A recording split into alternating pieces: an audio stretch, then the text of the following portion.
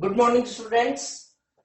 आज नया लेक्चर अपन स्टार्ट करेंगे कि infinite sheet, non conducting infinite sheet की वजह से इलेक्ट्रिक फील्ड इंटेंसिटी। पहले वाले लेक्चर में हमने ये डिस्कस कर लिया था कि अगर इनफाइनाइट लॉन्ग लीनियर चार्ज यदि है उसकी वजह से इलेक्ट्रिक फील्ड कितना आया था 2k लैम्डा अपॉन आर। और मैंने उस लास्ट क्लास के अंदर ये भी आपको बताया था कि जहां पर भी कहीं का चार्ज डिस्ट्रीब्यूशन हो रहा है, ठीक है, अगर किसी भी ऑब्जेक्ट की उसकी लेंथ, उसकी विड्थ, उसका एरिया, उसका वॉल्यूम टेंड्स टू अगर इंफिनिटी है तो कभी भी उसके ऊपर टोटल चार्ज की कैलकुलेशन नहीं कर सकते। हमेशा ये देखते हैं पर यूनिट लेंथ चार्ज कितना है। जैसे कि लीनियर ऑब्जेक्ट है तो हम ये देखते हैं पर यूनिट लेंथ चार्ज कितना है, जिसको नाम दे देते हैं लीनियर चार्ज डेंसिटी। ठीक है, अगर चार्ज मान लीजिएगा किसी सरफेस पर किसी एरिया में डिस्ट्रीब्यूट है, ठीक है, तो अपन नाम यहां पर देंगे सरफेस चार्ज डेंसिटी। तो यहां पर क्या होगी, एक तो surface charge density, surface charge density sigma. ठीक है, देखिए मान लीजिएगा ये कोई सीट है, इनफाइनाइट एरिया की कोई सीट है, नॉन कंडक्टिंग सीट है। कंडक्टिंग और नॉन कंडक्टिंग में डिफरेंस आपको स्पेयर के टाइम पर भी क्लियर करा चुका हूं मैं। ठीक है, कंडक्टर के अंदर तो जितना चार्ज होता है सारा का सारा चार्ज केवल सरफेस के ऊपर आ जाता है, अंदर कुछ भी चार्ज नहीं होता। जबकि नॉन कंडक्टिंग में पूरे वॉल्यूम में, पूरे एरिया में इक्वली डिस्ट्रीब्यूट होता है, चार्ज यूनिफॉर्मली डिस्ट्रीब्यूट हो जाता है। ठीक है, यहां पे अब चलिए सरफेस चार्ज डेंसिटी क्या हो गए, charge per unit area, charge on any surface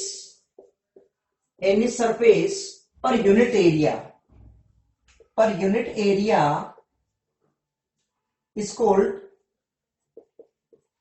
surface charge density, surface charge density, surface charge density। ठीक है, अगर मान लीजिएगा आपके पास कोई सीट है, ठीक है, इसका एरिया है ए, ठीक है, अगर एरिया इसके ऊपर टोटल चार्ज है क्यू तो सिग्मा क्या होगा, क्यू अपॉन ए, चार्ज अपॉन एरिया। एरिया को कुछ जगह अगर एस भी लिखते हैं तो आप क्यू अपॉन एस लिख दीजिए बोले। ठीक है, अच्छा यूनिट क्या हो जाएगी इसकी, coulomb per metre square, area की मीटर स्क्वायर, ये यूनिट भी हो गई। ठीक है, अच्छा देखिएगा अगर सरफेस चार्ज डेंसिटी का मतलब हो गया पर यूनिट एरिया कितना चार्ज है। ठीक है, अगर फॉर एग्जांपल किसी सरफेस के ऊपर सरफेस चार्ज डेंसिटी आपको दे रखी है 2 micro coulomb per metre square, क्या मतलब हो इसका कि अगर 1 मीटर स्क्वायर का एरिया तो चार्ज कितना है 2 माइक्रो कूलाम है। ठीक है, अगर मान लीजिएगा कोई सीट है, ठीक है, 3 मीटर और 2 मीटर, इसके ऊपर चार्ज कितना होगा, अगर सरफेस चार्ज डेंसिटी इतनी है तो एरिया कितना हो गया 6 मीटर स्क्वायर, 1 मीटर स्क्वायर पर है 2 माइक्रो कूलाम, तो 6 मीटर स्क्वायर पे चार्ज कितना हो जाएगा, Q into Q equal to क्या हो जाएगा सिग्मा इंटू ए। ठीक है, sigma 2 micro coulomb per metre square into इसका area 6 metre square, 12 micro coulomb, ये हो गया क्लियर। ठीक है, अब बात करते हैं इसकी वजह से,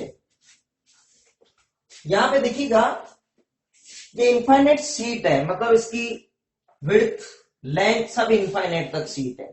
ठीक है, ये कोई सीट है जिसके ऊपर चार्ज है, इसकी वजह से इलेक्ट्रिक फील्ड इंटेंसिटी कैलकुलेट करना किसी भी पॉइंट पर। ठीक है, ये सीट है जिसके ऊपर मतलब चार्ज है, यहां पे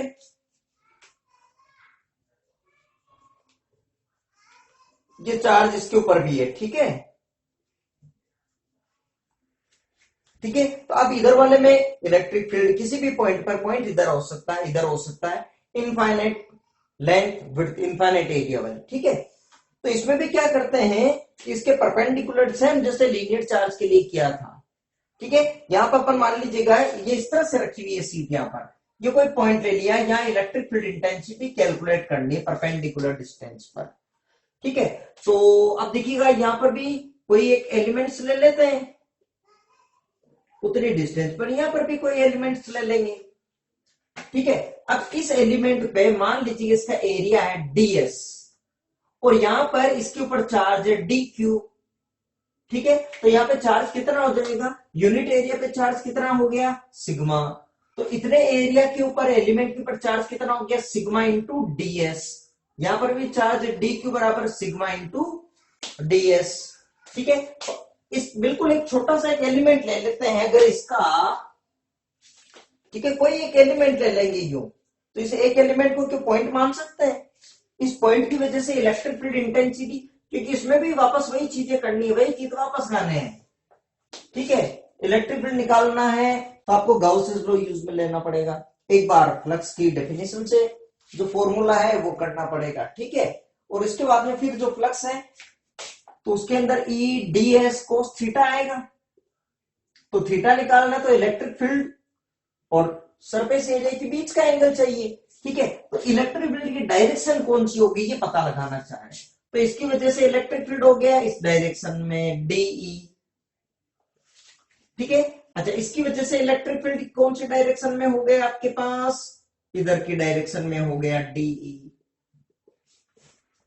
ठीक है, अगर ये सिमेट्रिक है, जितनी डिस्टेंस पर यहां उतनी डिस्टेंस पर ये पॉइंट, इसका मतलब यहां से ये वाली डिस्टेंस और ये वाली डिस्टेंस क्या हो जाएगी, सेम हो जाएगी। ठीक है, अगर ये जेड मान लेते हैं तो इसको भी मान लेते हैं जेड, तो इसकी वजह से कितना हो जाएगा के क्यू, क्यू मतलब D Q upon Z square, और इसकी भी कितना हो जाएगा के D Q upon Z square. ठीक है, इसमें भी इलेक्ट्रिक फील्ड के कंपोनेंट्स ले लेंगे। ठीक है, तो इसके अंदर भी देखिएगा कंपोनेंट, ये एंगल उतना ही एंगल ये होगा क्योंकि सिमेट्रिक है, अल्फा मान लेते हैं तो ये भी अल्फा, वर्टिकल अपोजिट, ये एंगल अल्फा तो ये एंगल अल्फा, और ये एंगल अल्फा हो गया तो ये भी एंगल अल्फा। अब इसके दो कंपोनेंट कर लेते हैं इलेक्ट्रिक फील्ड के। अब इसके दो कंपोनेंट होंगे कौन कौन सी डायरेक्शन में, देखिएगा इसके दो कंपोनेंट किधर होंगे, एक तो ऊपर एक इस साइड में। ठीक है, मतलब ये एक तरफ से सीट रखी हुई है, ये कोई एलिमेंट ले लिया, तो इसकी वजह से इलेक्ट्रिक फील्ड हो गया इस डायरेक्शन में। इसके दो कंपोनेंट किधर किधर होंगे, एक तो नीचे और एक सीट के परपेंडिकुलर, एक सीट के पैरेलल।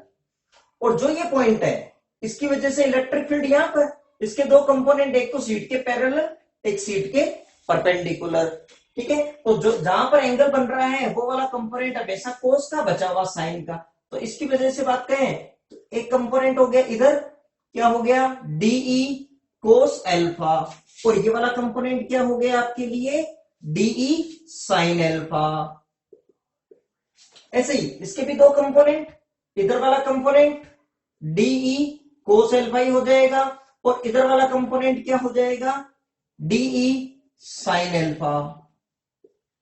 ठीक है, तो इसमें भी देखिए एज इट इज सेम, वैसे ही जो सीट के पैरेलल कंपोनेंट है एक दूसरे को कैंसिल आउट हो जाएंगे क्योंकि equal magnitude and opposite in direction है, while the components normal to the sheet will be added, add हो जाएंगे ये दोनों कंपोनेंट। ठीक है ना, क्लियर यहां तक। तो इसमें भी क्या करना है, इसका मतलब इलेक्ट्रिक फील्ड की डायरेक्शन किधर आ जाएगी, अच्छा शीट के परपेंडिकुलर। अच्छा, पॉइंट अगर इधर लेते हो तो, अगर पॉइंट इधर लेते हैं तो इसके लिए भी कंपोनेंट इधर, मतलब डायरेक्शन हो जाती है इधर की तरफ। ठीक है, इधर पॉइंट लेंगे डायरेक्शन हो जाएगी इधर की तरफ परपेंडिकुलर। नेगेटिवली है तो इधर की तरफ हो जाएगी, नेगेटिवली है तो इधर की तरफ हो जाएगी। क्लियर यहां तक। ठीक है, तो अब इसके अंदर भी पहले तो यही लिखेंगे, इसके अंदर भी taking the component of electric field due to small elements and resolving electric field into components, we find that components parallel to sheet are cancel out to each other, while component of electric field normal to sheet can be added. ठीक है, तो इसके अंदर भी वो सारी चीजें भी आपको लिख देता हूं जो आपको लिखनी भी है। ठीक है, यहां तक ये चीज होगी क्लियर। ठीक है, तो मैंने ये लिख भी दिया है कि भाई तो इलेक्ट्रिक फील्ड की डायरेक्शन किधर हो जाएगी परपेंडिकुलर। ठीक है, जैसे अगर इसकी बात कर लेते हैं, ठीक है, तो इसमें इलेक्ट्रिक फील्ड की डायरेक्शन किधर होगी, इधर जो पॉइंट है इधर की तरफ हो जाएगी परपेंडिकुलर। ठीक है, अच्छा, इधर जो पॉइंट है इधर की तरफ हो जाएगी, पॉजिटिव चार्ज है तो, ठीक है, क्लियर यहां तक। अब बात कर लेते हैं इलेक्ट्रिक फील्ड की, अब वैल्यू कैलकुलेट करते हैं। ठीक है, ध्यान रखना ये इनफाइनाइट सीट है, उसकी वजह से ये, क्योंकि अगर फाइनाइट सीट होगी तो सारे कंपोनेंट कोई गारंटी थोड़ी है कि एक तरह से अगर मान लो कि यहां पर कोई पॉइंट ले लिया तो फिर ऊपर वाले पॉइंट नीचे वाले पॉइंट मतलब इक्वली सिमेट्रिक बन नहीं पाएगी, कंपोनेंट कैंसिल हो नहीं पाएंगे सारे, तो ये इनफाइनाइट सीट के लिए ये, ठीक है ना। अब बात कर लेते हैं, देखिएगा कि इसकी वैल्यू कैसे कैलकुलेट करनी है। ठीक है, तो इसको मैं, ठीक है चलो रब करता हूं, फिर वापस बनाता हूं अब डायग्राम। सरफेस चार्ज डेंसिटी क्या होती है ये भी क्लियर हो गया आपके पास।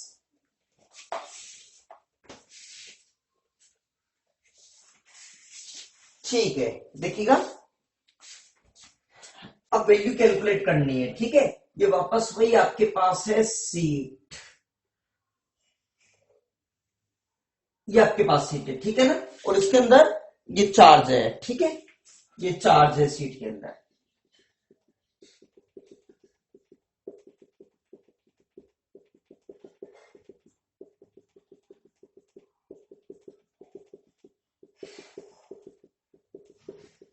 ठीक है, इसकी वजह से अब इलेक्ट्रिक फील्ड कैलकुलेट करना है।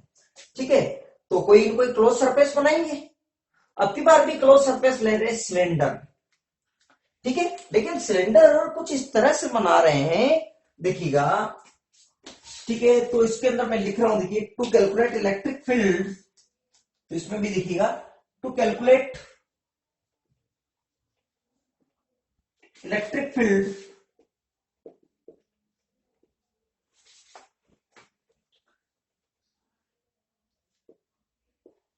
Take a close surface cylinder, closed surface cylinder which act as a Gaussian surface, Gaussian surface की तरह काम करेगा। ठीक है, लेकिन आपके पास सिलेंडर कैसे लेते हैं ये समझना बात को। ये जैसे सीट है, आपकी बार कुछ सिलेंडर इस तरह से ले रहे हैं, यहां पर सिलेंडर यूं, मतलब सीट एक तरह से उस सिलेंडर को, इस सिलेंडर को सीट काट रही होगी यूं। देखिए मैं बनाने की कोशिश करता हूं, यहां पे ये सुनना, देखो ये कोई एक सिलेंडर है, ठीक है, ये सिलेंडर, ठीक है, ये हो गया सिलेंडर। ठीक है, इसको समझाने के लिए देखो मैंने बनाने की कोशिश की, देखो ये आपके पास सीट है और ये सिलेंडर कुछ इस तरह से काट रहा है, ये सिलेंडर है, ठीक है ना, तो सीट इस सिलेंडर को काट रही है। ठीक है, अब देखिएगा इलेक्ट्रिक फील्ड कैलकुलेट करना है, तो आपके पास ये क्लोज सरफेस ये है, तो सीट का यहाँ पे जब गाउसेस लॉ की बात करेंगे, सब्मेशन की अपॉन एप्सिलॉन जीरो फ्लक्स की कैलकुलेशन के लिए, ठीक है, तो कौन सा चार्ज आएगा जो इस सीट के अंदर है, कौन सा जो क्लोज सरफेस के अंदर है, जो सीट के ऊपर, सॉरी, ठीक है, मतलब कौन सा, जितना एरिया ये है क्या उतना ही एरिया वाला यहां पर ये चार्ज, ये वाला चार्ज भी उतना ही एरिया वाला कटेगा ना, उतना ही तो होगा। ठीक है, तो अब देखिएगा इसके लिए भी कैसे करते हैं। ठीक है, मान लीजिएगा ये एरिया है एस, ये एरिया भी है एस, क्रॉस सेक्शन एरिया, तो ये भी ऐसे हो गया। ठीक है, अब बात करते हैं, देखिए एलिमेंट, ठीक है, तो इसके इलेक्ट्रिक फील्ड, अब देखिएगा इलेक्ट्रिक फील्ड की डायरेक्शन इसके लिए किधर हो गई, इधर की तरफ, इलेक्ट्रिक फील्ड की डायरेक्शन इधर वाले पॉइंट के लिए इधर की तरफ हो गई। ठीक है, और जो यहां पर ये रखा हुआ है सिलेंडर, ठीक है, अच्छा इसमें एरिया की डायरेक्शन भी इधर, मान लीजिएगा ये S1 सरफेस ले लेते हैं, सरफेस, और ये S2 सरफेस जिसका एरिया ठीक है S है क्या, ये लो अभी S को हटा देता हूं मैं, ठीक है, S2 सरफेस, और ये कर्व्ड पार्ट, ये वाला का पार्ट इधर का इधर का, इसका मान लेते हैं, यहां पे जो एलिमेंट लेंगे S3, तो इधर वाला एरिया की डायरेक्शन होगी इधर की तरफ। अच्छा, इलेक्ट्रिक फील्ड भी हो गया इस साइड में, ठीक है। अच्छा, जो पॉइंट इधर की तरफ है तो इधर वाले एरिया की डायरेक्शन होगी इधर S2, ठीक है। ये इसका एलिमेंट ले लिया जैसे DS1 और ये एलिमेंट ले लिया DS2, तो DS2 की डायरेक्शन आ गई, ठीक है। अच्छा, इलेक्ट्रिक फील्ड इधर वाले पॉइंट के लिए इधर, ये आ गया इलेक्ट्रिक फील्ड इस साइड में। अब जो थर्ड पॉइंट लेना है, जो कर्व सरफेस, ये वाली कर्व सरफेस इधर में या फिर इधर वाले के लिए, इनकी बात कर लेते हैं, ठीक है। तो अब इस वाले में देखिएगा, यहां पर एरिया की डायरेक्शन तो इधर कंटिन्यू चेंज है, यहां पर एरिया की डायरेक्शन इधर हो गई, पॉइंट जो ऊपर है एरिया की डायरेक्शन ऊपर हो जाएगी। तो अब यहां पर देखिएगा, ये थर्ड पॉइंट ये ले लेते हैं इसका DS3, तो DS3 की डायरेक्शन ये हो गई, ये हो गई इलेक्ट्रिक फील्ड। अब इधर वाले में कहीं पर भी आप देखिएगा, एरिया की डायरेक्शन इधर इधर इस तरह से हो रही है, जबकि इलेक्ट्रिक फील्ड हमेशा इस साइड में है।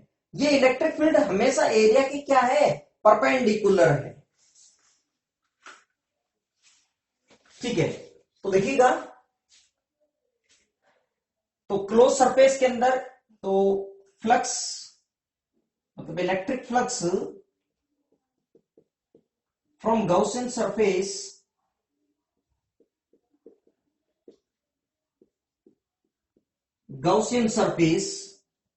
Equal to summation Q upon epsilon 0। Summation Q क्या है, वो चार्ज जो सरफेस के अंदर है, तो मतलब ये वाला ही तो आएगा, ठीक है। अब मैं कह रहा हूं, अगर इस क्रॉस सेक्शन एरिया का मैग्नीट्यूड अगर S है, तो यहां पर भी जो इतना S के अंदर वो है, वो वाला चार्ज आएगा सिर्फ। तो कितना हो जाएगा, चार्ज डेंसिटी अगर सिग्मा है, तो आंसर क्या जाएगा इसका, sigma into S upon epsilon 0। S sigma क्या होगी, surface charge density, surface charge density, ठीक है। ये होगी इक्वेशन नंबर 1, ठीक है। अभी यूजिंग डेफिनेशन ऑफ फ्लक्स,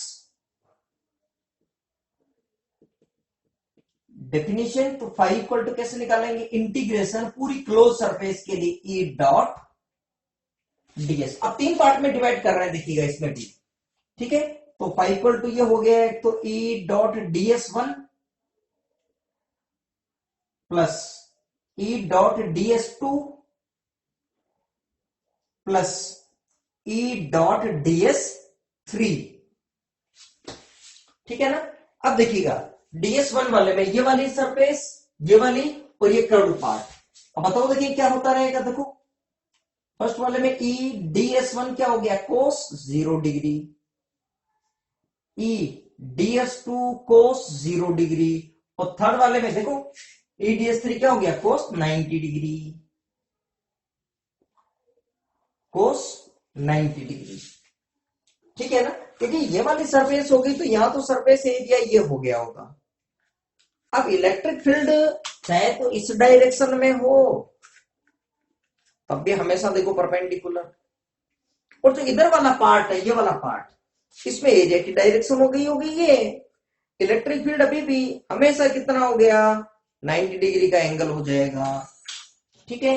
तो ये आंसर हो जाएगा आपके, अच्छा कोस 0 डिग्री की वैल्यू 1 और कोस 90 डिग्री की वैल्यू 0,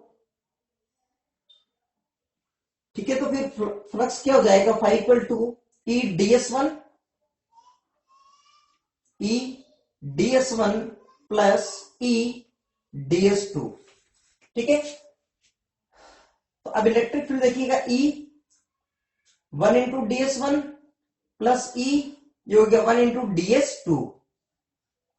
सेम उसी तरह से अब बताओ, DS1 का क्या हो गया, S1, E into S1 plus E into S2।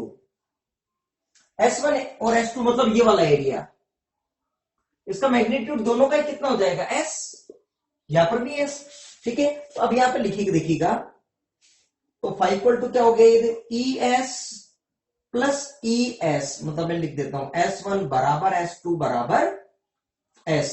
तो 5 कितना हो गया, 2ES, ये बन गई इक्वेशन नंबर 2, ठीक है, देन इक्वेशन यूजिंग 1 and 2 यहां से यहां पे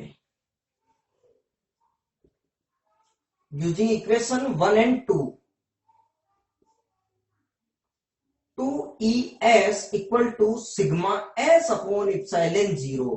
तो E कितना हो गया, sigma S upon epsilon 0 two S, तो एस एस कैंसिल आउट हो जाएगा। तो आंसर क्या हो गया, इलेक्ट्रिक फील्ड का सिग्मा अपॉन 2 इप्सिलॉन 0। ठीक है, खास बात देखिएगा, कहीं पर भी ये आर पर डिपेंडेंसी नहीं है। ठीक है, तो अगर नजदीकी पॉइंट यदि है इलेक्ट्रिक फील्ड, शीट के नजदीकी पॉइंट के ऊपर इलेक्ट्रिक फील्ड आर पर डिपेंड ही नहीं है। वेक्टर फॉर्म में लिखना हो आपको, वेक्टर फॉर्म, तो E इक्वल टू क्या हो जाएगा, sigma upon 2 epsilon 0 N cap. N cap क्या है, शीट के परपेंडिकुलर यूनिट वेक्टर, लिख दीजिए बोले चाहो तो। एन कैप क्या है, unit vector normal to sheet, normal to sheet, ये है यूनिट वेक्टर। ठीक है, अच्छा ग्राफ में बनाए, अगर ग्राफ बनाना है तो एक चीज देखिएगा, ई में और आर में, आर पे डिपेंडेंसी है ही नहीं, ये ग्राफ बन गया। आर चाहे कम हो चाहे ज्यादा हो, इलेक्ट्रिक फील्ड उतना उतना ही रहेगा। ठीक है, तो इसलिए कई बार ऐसा क्वेश्चन आ जाए, शीट की वजह से 1 सेंटीमीटर की डिस्टेंस पे इलेक्ट्रिक फील्ड है 10 वोल्ट पर मीटर, अगर डिस्टेंस डबल कर दें इलेक्ट्रिक फील्ड क्या होगा, 10 वोल्ट पर मीटर ही होगा। ठीक है, दूसरा सिग्मा पे तो डिपेंड है, चार्ज डेंसिटी, अगर इसमें बनाओ देखो ग्राफ, ई में और सिग्मा में ग्राफ बनाना है, तो ई प्रोपोर्शनल टू सिग्मा है कि नहीं है। ठीक है, तो ग्राफ कैसा आ जाएगा, ये स्ट्रेट लाइन ग्राफ। ठीक है, तो ये तो हो गया आपके लिए इसके अंदर इलेक्ट्रिक फील्ड। क्लियर यहां तक, कोई दिक्कत नहीं। ठीक है ना, तो ये आप लिख लीजिएगा आप इतना। ठीक है, फिर इसमें एक दो चीजें और डिस्कस करते हैं, देखिएगा आप इतना लिखिएगा, रब कर दू ना मैं इसको। ठीक है, देखिएगा, तो इलेक्ट्रिक फील्ड आ गया था सिग्मा अपॉन 2 इप्सिलॉन 0। ठीक है ना, सिग्मा अपॉन 2 इप्सिलॉन 0। अगर पॉजिटिवली चार्ज शीट है तो इलेक्ट्रिक फील्ड की डायरेक्शन किधर हो जाएगी, इधर की तरफ। समझना, देखो रटना मत। अगर ये पॉजिटिवली चार्ज है, अगर ये पॉइंट इधर है तो इलेक्ट्रिक फील्ड की डायरेक्शन किधर होगी, आपकी तरफ। अगर ये सीट है, ये वाला पॉइंट है, इलेक्ट्रिक फील्ड की डायरेक्शन ऊपर की तरफ, नॉर्मल टू सीट। ठीक है, पॉइंट अच्छा नीचे है, ये इलेक्ट्रिक फील्ड है, तो डायरेक्शन किधर हो जाएगी, नीचे की तरफ। क्लियर यहां तक। ठीक है, अच्छा एक बात बताओ, पॉइंट अगर इधर है, इधर की तरफ। अच्छा यही अगर नेगेटिवली चार्ज सीट है, तो अगर यहाँ पे इलेक्ट्रिक फील्ड की बात करें तो आंसर कितना हो जाएगा, सिग्मा अपॉन 2 इप्सिलॉन 0, डायरेक्शन इधर की तरफ। यहां पे इलेक्ट्रिक फील्ड की बात करें, ठीक है, तो इलेक्ट्रिक फील्ड का आंसर तो वही होगा, सिग्मा अपॉन 2 इप्सिलॉन 0। मैग्नीट्यूड उतना ही होगा, लेकिन डायरेक्शन, अगर ये नेगेटिवली चार्ज सीट है, यूं नेगेटिवली है, तो डायरेक्शन अंदर की तरफ हो जाएगी, मतलब यहां पे इलेक्ट्रिक फील्ड की डायरेक्शन होगी इधर की तरफ। वेक्टर फॉर्म में अगर लिखना हो तो फिर साइन के साथ रखना। ठीक है, मैग्नीट्यूड इधर हो गया, मैग्नीट्यूड तो इतना ही होगा, डायरेक्शन इधर हो गई। क्लियर यहां तक, कोई दिक्कत नहीं। ठीक है, कई बार इसके अंदर क्या क्या ऐसे क्वेश्चन पूछ लेते हैं कि दो सीट है, दो पैरेलल सीट है, दोनों के ऊपर चार्ज डेंसिटी सेम है प्लस सिग्मा। ठीक है, दोनों इनफाइनाइटली एरिया वाली दो सीट्स है, तो इनके बीच में इलेक्ट्रिक फील्ड कितना होगा और बाहर इलेक्ट्रिक फील्ड कितना होगा, ऐसा क्वेश्चन आ जाता है। ये एक पॉजिटिव एक नेगेटिवली चार्ज सीट है, चार्ज डेंसिटी सेम है, एक पे प्लस सिग्मा एक पे minus sigma, equal magnitude but opposite polarity वाली, तो फिर बीच में इलेक्ट्रिक फील्ड कितना होता है, बाहर इलेक्ट्रिक फील्ड कितना होगा, ऐसा ही क्वेश्चन करते हैं। इधर आप कॉपी कीजिएगा, फिर मैं बनाता हूं उसको। अब देखिएगा इस तरह से समझना, एक कई बार एग्जाम में से क्वेश्चन आता है, सुनना बात को, मान लीजिएगा दो सीट्स है, इनफाइनाइट एरिया वाली नॉन कंडक्टिंग सीट्स है, दोनों पे सरफेस चार्ज डेंसिटी सेम है सिग्मा। ठीक है, दोनों एक दूसरे के पैरेलल रखी हुई है। अब कई बार पूछ रहे हैं, then find the electric field between the plates, any point between the plate and outside the plate. Point मतलब इधर भी हो सकता है, इधर भी हो सकता है, अंदर भी हो सकता है। ठीक है, अब यहां पे इलेक्ट्रिक फील्ड कैलकुलेट करना है, जैसे इस पॉइंट के ऊपर कैलकुलेट करना है।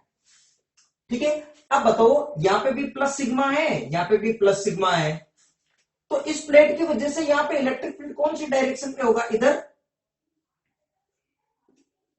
E1। अच्छा, ये पॉजिटिव प्लेट है, इस प्लेट की वजह से इस पॉइंट पे इलेक्ट्रिक फील्ड कौन सी डायरेक्शन में होगा, इधर। ठीक है, चलेगा। तो अंदर किसी पॉइंट पे इलेक्ट्रिक फील्ड की बात कर लेते हैं। ठीक है, तो अंदर इलेक्ट्रिक फील्ड क्या होगा, inside the electric field E in, क्या लिखूंगा फिर मैं, E1 माइनस E2, 180 डिग्री का एंगल। ये भी आंसर कितना हो गया, sigma upon 2 epsilon 0 minus sigma upon 2 epsilon 0, answer कितना आ जाएगा, 0 0। ठीक है, अब अगर पॉइंट बाहर की तरफ लेते हैं यहां पे, ठीक है, तो इस पॉजिटिव प्लेट के कारण, सुनना ध्यान से बड़ा, ये पॉजिटिव प्लेट है, इसकी वजह से इस पॉइंट के ऊपर इलेक्ट्रिक फील्ड इधर की तरफ। अच्छा, इस पॉजिटिव प्लेट की तरफ भी इधर की तरफ ही हो गया। अच्छा, अगर पॉइंट दोनों प्लेटों के बीच में इधर है तो ये पॉजिटिव प्लेट, इसके कारण इलेक्ट्रिक फील्ड इधर की डायरेक्शन, ये भी पॉजिटिव प्लेट, इसके कारण भी इसी डायरेक्शन में। अगर पॉइंट यहां पर कहीं होता बाहर, यहां पे, तो E1 भी इधर और E2 भी इधर। ठीक है, तो E आउट की बात करें, E out, electric field outside the plate. ठीक है, E आउट बराबर क्या हो जाएगा, देखो E1 प्लस E2, मतलब sigma upon 2 epsilon 0 plus sigma upon 2 epsilon 0, मतलब 2 सिग्मा अपॉन 2 एप्सिलॉन 0, मतलब सिग्मा अपॉन एप्सिलॉन 0। तो मतलब आउटसाइड द प्लेट तो क्या हो जाएगा, twice of electric field due to one sheet. ठीक है, अच्छा, अब इसी के अंदर मान लो एक प्लेट पॉजिटिव है, दूसरी को नेगेटिवली कर दिया, तो क्या होगा देखो। ठीक है, तो नोट डाल के आप ये पॉइंट लिखते रहना, ठीक है ना। उसके आगे इसके अंदर two sheets of infinite area having equal surface charge density और kept parallel to each other then electric field. ठीक है, अब सेकेंड बात कर लेते हैं। मान लीजिएगा, क्लियर यहां तक कॉपी कर लिया आपने। ठीक है, अब देखिएगा सेकेंड में, अगर मान लीजिएगा ये कर देते हैं चेंज, इस प्लेट को पॉजिटिव की बजाय नेगेटिवली चार्ज कर देते हैं। ठीक है, ये लो, इसको मैंने कर दिया आपकी बार नेगेटिवली चार्ज। ठीक है, ये कर दिया है, लो अब की बार ये नेगेटिवली चार्ज। ठीक है, तो क्या आंसर होगा, क्या,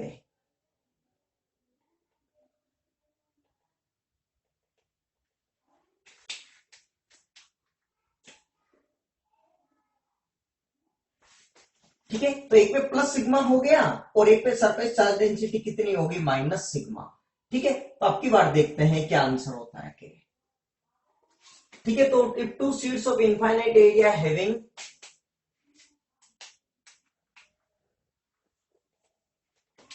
चार्ज डेंसिटी, हैविंग चार्ज मतलब सरफेस चार्ज डेंसिटी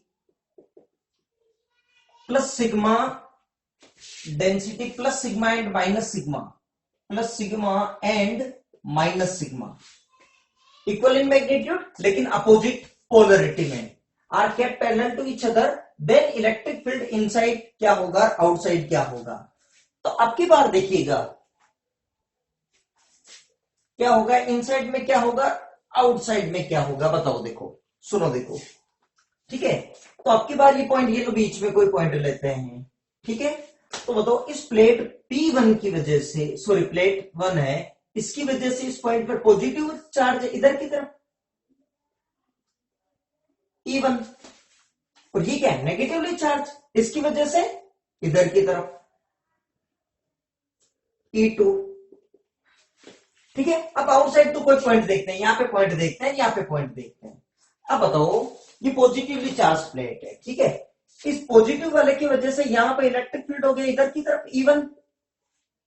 ठीक है, दूसरी ये नेगेटिवली चार्ज है ना, नेगेटिवली चार्ज है, तो इसकी वजह से 2 की वजह से इलेक्ट्रिक फील्ड हो गया इस साइड में, मैग्नीट्यूड सेम ही रहेगा, डायरेक्शन अपोजिट हो जाएगी बस। ठीक है, ये मैं बता चुका हूं आपको।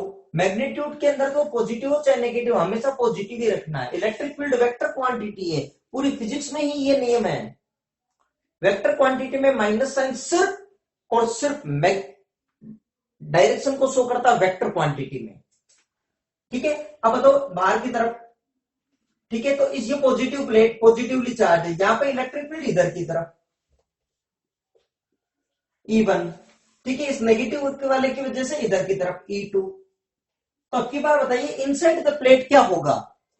इनसाइड द प्लेट की बात करें तो E इन क्या होगा आपकी बार, E1 प्लस E2, मतलब sigma upon 2 epsilon 0 plus sigma upon 2 epsilon 0, answer हो जाएगा सिग्मा अपॉन इप्सिलॉन 0। ठीक है, बाद में जब कैपेसिटर पढ़ेंगे उस समय डिस्कस करेंगे। कैपेसिटर की दोनों यदि प्लेटें हैं, दोनों के ऊपर चार्ज डेंसिटी सेम है, एक पे पॉजिटिव एक पे नेगेटिव, ठीक है, और अंदर इलेक्ट्रिक फील्ड यही आता है सिग्मा अपॉन इप्सिलॉन 0। ठीक है, मतलब ये एक तरह से स्ट्रक्चर एक तरह से कैपेसिटर की तरह बन रही है। ठीक है, दूसरी बात, ये इलेक्ट्रिक फील्ड एक कंडक्टिंग शीट की वजह से भी इतना ही आता है। ठीक है, अब बात करते हैं आउटसाइड। तो आउटसाइड में बताओ ई आउट क्या लिखोगे, E1 माइनस E2, मैग्नीट्यूड दोनों का, तो ये हो गया sigma upon 2 epsilon 0 minus sigma upon 2 epsilon 0, answer कितना आ जाएगा, 0। क्लियर, ठीक है, तो ये हो गया अपने लिए प्लेट की वजह से शांतिपूर्वक कंप्लीट हो गया है। ठीक है, चलो ओके, थैंक यू क्लास।